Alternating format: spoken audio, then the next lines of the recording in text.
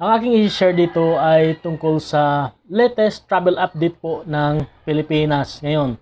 Sa mga gustong bumisita sa Pilipinas, whether you are a tourist or a Filipino, you are an OFW. So, panoorin po ang video ito mula po to sa channel ni JenneferTerri. Ang aking i-react ngayon, i-share ko dito ang kompletong detalye. Okay guys, let's go to the video. At sa mga bago ang channel ko nga pala guys, ay nagsishare ng mga informative videos at tutorial, basic tutorial sa YouTube. So, kung interesado ka, make sure to subscribe sa channel ko at i-hit mo na rin ang notification bell para ma-notify kita sa sunod kong video. Okay? Okay, sandali lang ha.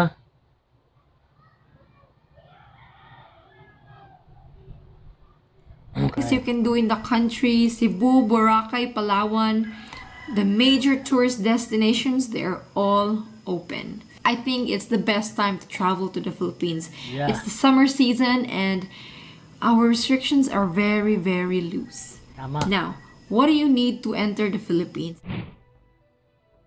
First up is a negative test result, a passport that should be more than 6 months valid at the time of entry in the Philippines, vaccination proof, a travel insurance, an exit ticket, and one health pass QR code. It's a health declaration form. So let's talk about this one by one. Let's start with the first requirement, the negative test result. So the test can either be RT-PCR or an antigen test. If it's an RT-PCR, it can be a test that is taken within 48 hours before your flight to the Philippines. Or if it's antigen test, it should be within 24 hours before your flight. If you're looking for something cheap, Ayan, so mostly naman walang nagbago dito, kunti lang siguro yung detalye yung may dagdag niya dito. So last 2 weeks, pareho pa rin yung information na sinishare niya dito. Pero panoorin natin yung iba, baka sakaling meron pang bago dito. more convenient antigen test would be your best option. No, you can get tested at the pharmacy or at the laboratories or at the hospital. The important thing is that if it's antigen test, it has to be laboratory based, or at least there should be a certificate that is issued. Now, antigen test is last month hindi pa nila nire-required. Pero ang kinagandahan ngayon kasi yung antigen test, meron kang option na nito at saka sa RC-PCR test. So dalawa na yung option mo. Wala kang problema. Ngayon kung ayaw mo ng RC-PCR test, pwede ka naman sa antigen test. So yun ang maganda ngayon. To you. So a home antigen test kit without a certificate from a laboratory or from a pharmacy or clinic will not be accepted. Now the basis of this test is departure.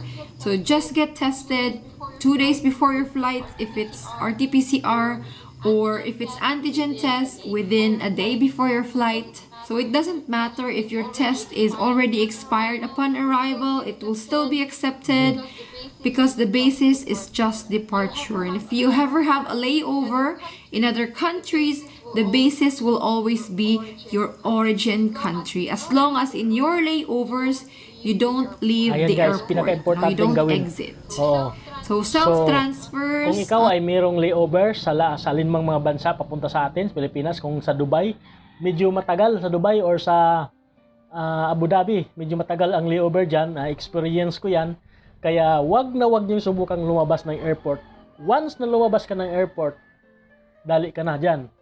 Hindi na kailangan lalampas na yung oras mo sa RC-PCR test.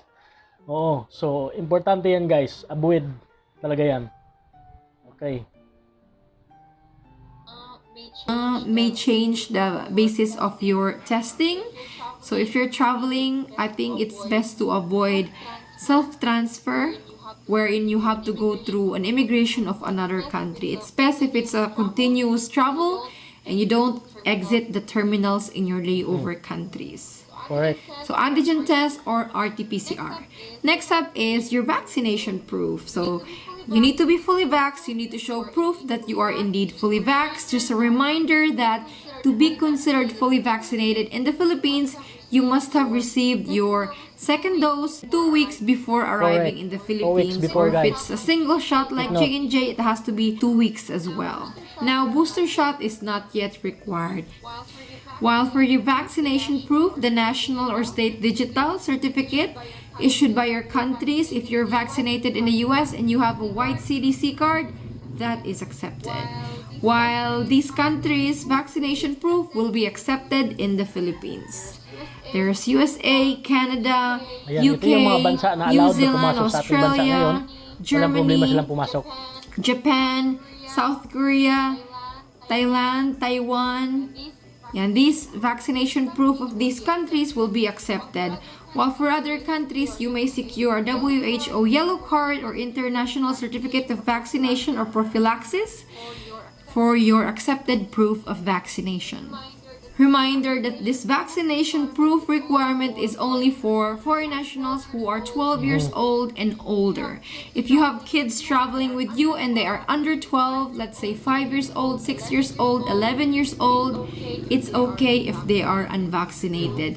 They will follow the vaccination status of the parent or parents or guardians traveling with them. Next requirement is the travel insurance. Travel insurance is required for foreign tourists and holders of 9A visas.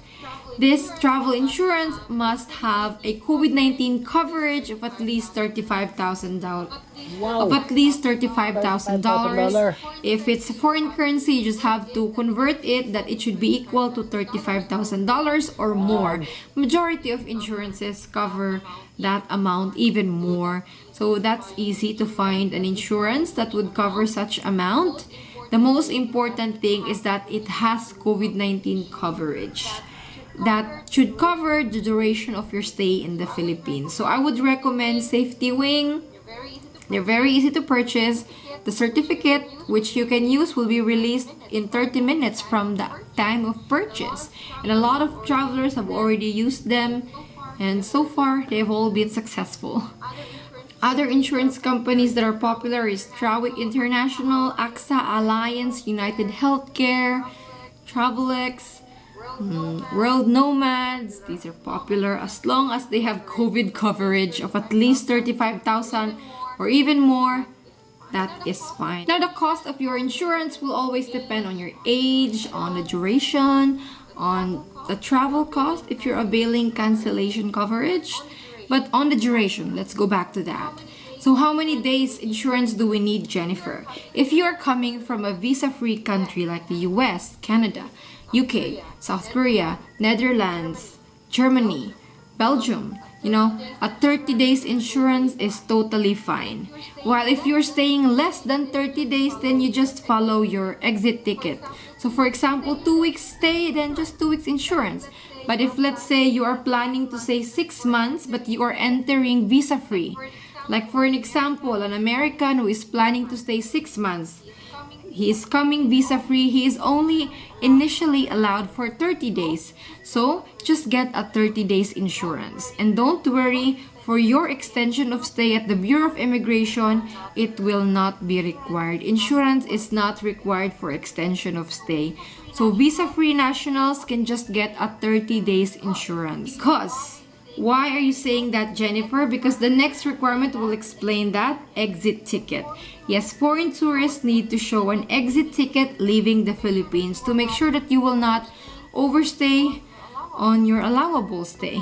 So for visa-free nationals, under EO 408, the countries I've shown to you, those who will be entering the Philippines visa-free, an exit ticket leaving the Philippines not more than 30 days. This exit ticket can go anywhere. For example, you can get a ticket that is leaving the country in 2 weeks going to Singapore or going back to your origin country. So it's anywhere. It's anywhere.